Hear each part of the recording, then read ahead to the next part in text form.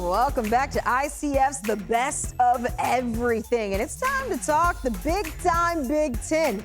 The best team in the country last season, the Ohio State Buckeyes. Beanie, cover your ears.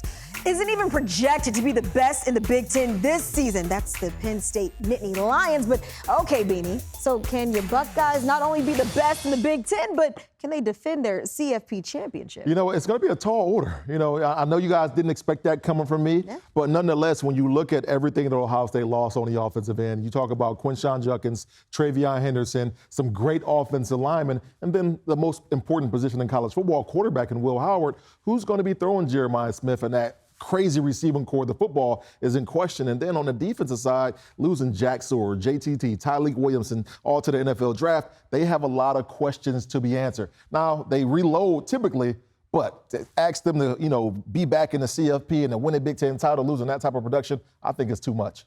It's a tough go. Yes, it is a tough go. And you bring up some great points, Beanie. And one of the things that's interesting to me is that this year's Ohio State team is built a lot like Michigan was a season ago. You have two new coordinators, you got a new quarterback, you got a new offensive line and a bunch of pieces that need to be replaced there along with their offensive line coach that they lost. They've got some pieces on the defensive side that they're going to have to replace. So all of that lends itself to being a rebuild season. And you compare that to what Penn State is bringing to the table, and even Oregon, who will be reloaded but still breaking in a new quarterback in their own right. It's going to be a tall order. I agree with you, Benny. I don't think that this is going to be a layup. But you look at also the first-year quarterback success under Ryan Day. Julian Sand is the odds-on favorite.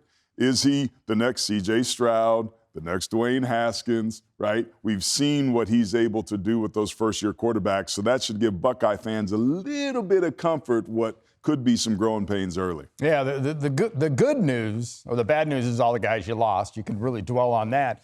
But as good a job as Ryan Day and his staff have done at recruiting, you're right where, Nick and Bama and Kirby and Georgia and some of these other teams, they're in plug and play. I mean, there's guys, you put them in there, they know the pressure's on you, and the guy behind you is a 5-star. It's just as qualified as you are, so you better produce. So I don't worry about them that much. I do remember that Oregon won the conference last year. Not Ohio State, but Ohio State won the national championship. I think that's the deal. Ohio State's goal should be to peak around Christmas time and keep getting better and better, not worry about September. Let that season build as you go, and you got a chance to do exactly what you did last year. Beanie, for the Buckeyes, that was their 13th straight season with 2 or fewer losses. I mean, you still do have Jeremiah Smith, but do you think that maybe that trend could change this season? I don't know that it changes, in losing more than that many games. But, when you got players like Jeremiah Smith and, the receiving core that they have, his ability alone to take the top off of defenses, go up and make those tough contested catches, it's going to put you in a great spot. He's going to win some ball games for you and make whatever quarterback ends up winning that job a whole lot easier. Well, it's interesting because Brian Hartline's the new offensive coordinator who was the receivers coach, recruited a lot of these guys. So breaking in a new quarterback, you would think that he would find ways to get J.J. Smith the football in a myriad of ways. Out of the backfield as receiver, orbit motion, all sort of creativity. But Matt Patricia, the new defensive coordinator on that side of the ball, there's just a lot of newness, and that's a very different mousetrap and animal for Ryan Day and this year's team than it was a season ago. Right. But you also got to take a look. You're going up against a team that I think the consensus would be going in 2025, James Franklin and Penn State are clearly the team to beat in the Big Ten. No question. Which is kind of curious and interesting. If you are the defending national champion, people are going, yeah, but, Oregon won the conference. Penn State is the number 1 pick. It gives you a little bit of a clue.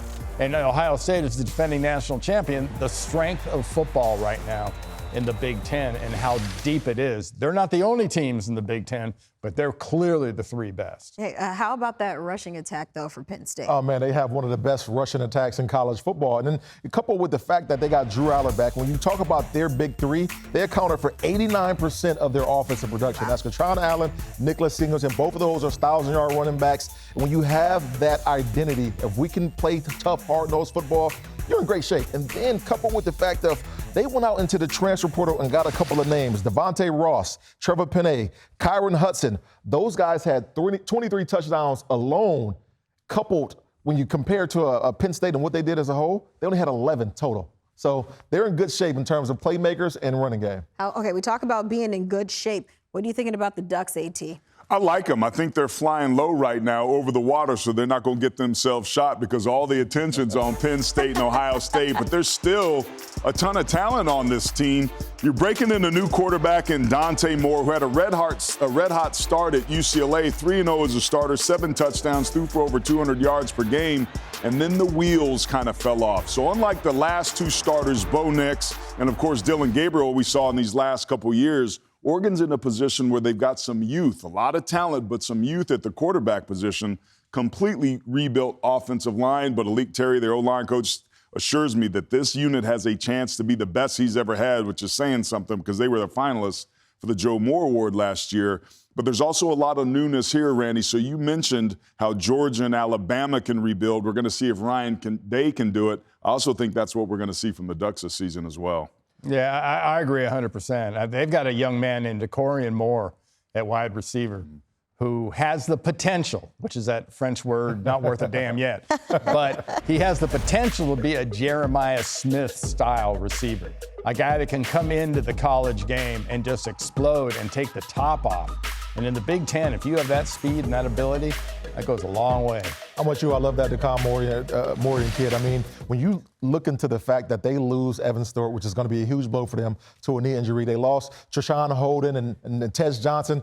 Their cupboard, you would think, is bare, but it's Dan Lanning. We know how he recruits. He goes and get those 4- and 5-star guys at an amazing clip. I think they're going to be just fine at the receiver spot. All right, well, it's time now to welcome in another best of the best. That's one of our best analysts around, Mackenzie Brooks, who's here to break down who the numbers say is the best in the Big Ten and who will do the matching in the Big Ten championship at the end when it's all said and done. So who you got, Mackenzie? This is a tough one. I mean, going through the numbers this summer, we're realizing how much parity in this season specifically there is, and in the Big Ten as well. You talked about the big 3 there, Ohio State, Penn State, and Oregon. We have them all basically projected for 10 wins here, a lot of them to go 10-2. Now the situation here becomes strength of schedule, who's going to make the Big Ten championship after tiebreakers and all of those things.